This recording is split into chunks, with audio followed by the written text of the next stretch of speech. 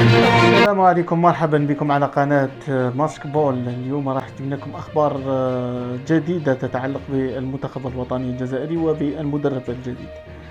جاتني بعض الأخبار من بعض الصحفيين الجزائريين المتواجدين يعني بدولة قطر، أعطوا لي هذه المعلومة وسربوا لي هذه المعلومة ويقولوا لي المدرب الوطني الجزائري الجديد هو بيتكوفيتش.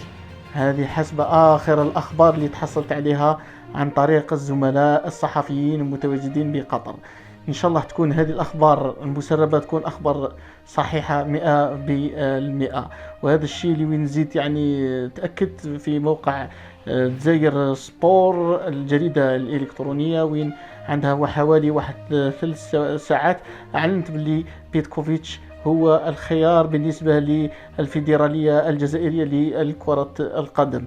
إن شاء الله هذا المدرب راح يعطي الإضافة المرجوة ويتأهلوا معاه إلى كأس العالم بحول الله. ما تنسوش أبوني في القناة، فعلوا زر الجرس ليصلكم كل جديد. نشكركم والسلام عليكم.